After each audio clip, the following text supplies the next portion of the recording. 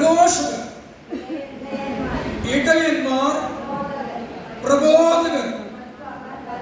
അങ്ങനെ വരം നൽകി. ആര് വരം നൽകി? ആരാ വരം നൽകിയത്? പൗലോസ് അപ്പോസ്തലൻ. പൗലോസ് അപ്പോസ്തലൻ നൽകിയത്. പൗലോസ് അപ്പോസ്തലൻ പറയുകയാണ്, 4:11 പറയാണ്, അവൻ നൽകി നമ്മുടെ രക്ഷകനായ കർത്താവായ യേശു ക്രിസ്തുവിലൂടെ ദൈവത്തിന്റെ അനുഗ്രഹം നമുക്ക് ഓരോരുത്തർക്കും ലഭിച്ചിരിക്കുന്നതായിട്ടാണ്. ഓരോ തരം ശുശ്രൂഷയെ കുറിച്ചാണ് അവിടെ പറയുന്നത്. നമ്മൾ ധ്യാനം കൂടും. ധ്യാനം കൂടി കഴിഞ്ഞാൽ ഒരാഴ്ച ചിലപ്പോൾ 5 വർഷം 10 വർഷം 20 വർഷമായിട്ടുണ്ടായിരിക്കും. ധ്യാനം കൂടുമ്പോൾ നമുക്ക് അവിടെ ആത്മീയ വരദാനങ്ങൾ അവിടെ നിന്ന് നമ്മളിൽ നിക്ഷിപ്തമായിട്ടുണ്ട്. നമുക്കറിയാൻ പറ്റും. എങ്ങനെ അറിയാൻ പറ്റും? നമ്മൾ ആ നേരത്തെ 15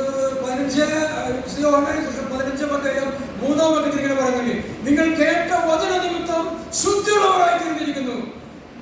ധ്യാന മന്ദിരത്തിൽ കേൾക്കുമ്പോൾ, വചനം കേൾക്കുമ്പോൾ, പ്രാർത്ഥനാ കൂട്ടായ്മ വചനം കേൾക്കുമ്പോൾ, ഇടോക പ്രാർത്ഥനാ കൂട്ടായ്മ വചനം കേൾക്കുമ്പോൾ, വിശുദ്ധ കുർബാനയ്ക്ക് മധ്യേ വചനം കേൾക്കുമ്പോൾ, ആ കേട്ട വചനം നമ്മളെ ശുദ്ധിയുള്ളവരായി തീർക്കുകയാണ് ചെയ്യുന്നത്. ഹല്ലേലൂയ, യേശുവേ നന്ദി, യേശുവേ സ്തോത്രം. അങ്ങനെ വചനം കേൾക്കുമ്പോൾ നാം എന്ത് ചെയ്യണം?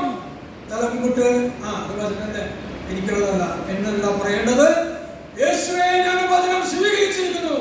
അങ്ങയുടെ വചനം ഞാൻ ഈ സമയത്ത് ഹൃദയത്തിൽ സ്വീകരിച്ചിരിക്കുന്നു. യേശുവേ, അവിടത്തേക്ക് നന്ദി പറയുന്നു.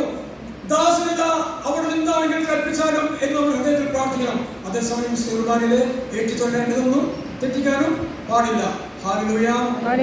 വചനം നമ്മുടെ ശുശ്രൂഷ ധ്യാനത്തിൽ കേട്ടുമ്പോൾ നമുക്ക് കിട്ടുന്ന വലിയൊരു അനുഗ്രഹമാണ്. പാപങ്ങളിൽ നിന്നും മോചനം നൽകിക്കൊണ്ട്, തിരുരക്തം, യേശുവിന്റെ തിരുരക്തം കൊണ്ട് കഴുകി ശുദ്ധീകരിച്ചുകൊണ്ട്, ദൈവത്തിന്റെ പരിശുദ്ധാത്മാവ് കൊണ്ട് നിറച്ചുകൊണ്ട് നമുക്ക് ധ്യാനത്തിലായിരിക്കുമ്പോൾ തന്നെ വരങ്ങളും